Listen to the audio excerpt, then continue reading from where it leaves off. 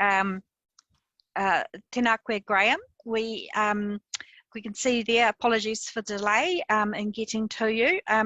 We have you here for 5 minutes. Please take your submission as being read. If you could take your turn on your camera and take yourself off mute. If you'd like to leave time for questions, please do so. We will be sticking strictly to time today. Thank you. Go ahead, Graeme.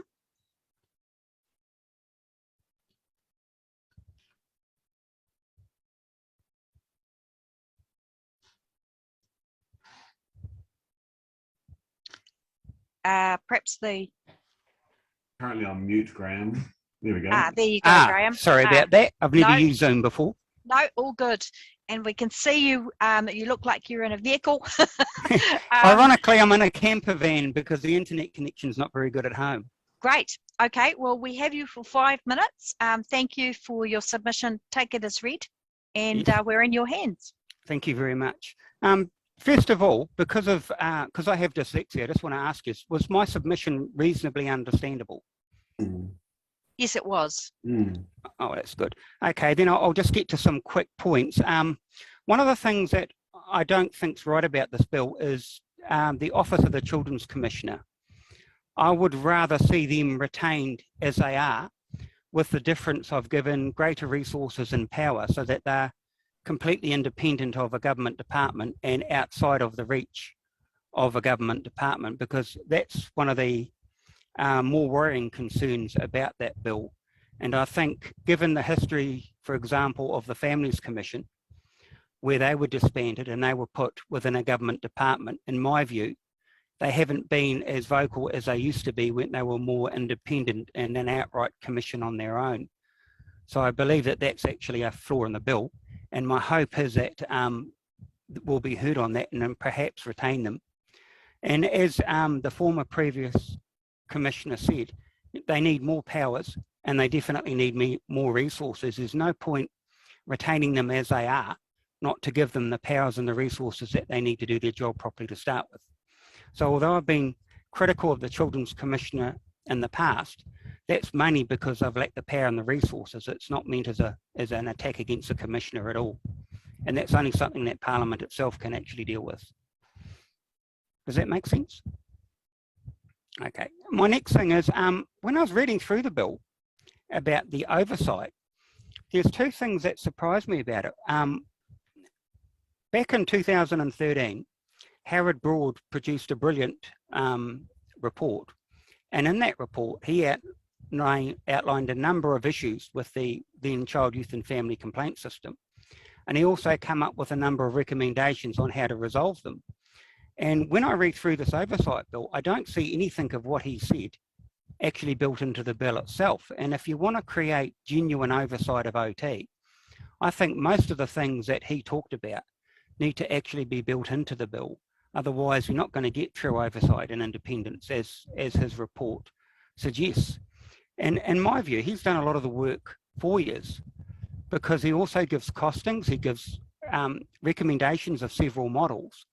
And I don't see the oversight bill as it stands fitting within anything that he's actually suggested, which I found rather puzzling, because it seems since 2013, that report's just sat there and actually nothing's come of it. And if anything, a lot of the recommendations he put in his report, OT did the opposite of. And I'll just give you one example. In your report, I don't see anywhere when you talk about oversight, there's a mention of the Chief Executive Advisory Panel. Now what they do is, in theory, they give oversight of Oranga Tamariki. They're the last phase of the complaint system. There's nothing in the bill that I read that refers to the Chief Executive Advisory Panel. So it almost seems like they're a separate entity and forgotten about. And the issue that I have with that is it sounds like we have a dual process going, where we have the oversight bill doing one thing and the Chief Executive Advisory Panel being ignored on the other side doing something different. And the way that it normally works is, if you have a complaint about OT, you get sent to the Chief Executive Advisory Panel. Then after that, if you don't have any luck, you normally go to the Ombudsman's office. But so I'm a little bit puzzled to see how this new bill is going to improve the complaint system for Oranga Tamariki, because it seems to be bereft of any comment about that. And also, another comment I wanted to make was, I think in a way, involving the Ombudsman too early can actually be a mistake, because what happens is if you have a problem with the government department and they send you to the Ombudsman's office, that can take some considerable time. And the issue with that is it's another delay in the process. So I would rather the Ombudsman be kept where they are, which is outside of the whole child, youth and family complaint system. But one of the issues we've had is we've actually asked the Ombudsman on several occasions to review Oranga Tamariki's complaint system, and they've outright refused to, coming up with many reasons why. So I don't exactly have the confidence that their role in making the complaint system smoother for complainants and easier to navigate will necessarily happen in the way that they do things. Sorry. Graeme, we've come to the 5 minutes. Oh, really? Yes, Okay. really. Thank you so much for your submission. It's 5 minutes isn't very long, but please be assured that you've made some good additional points as well.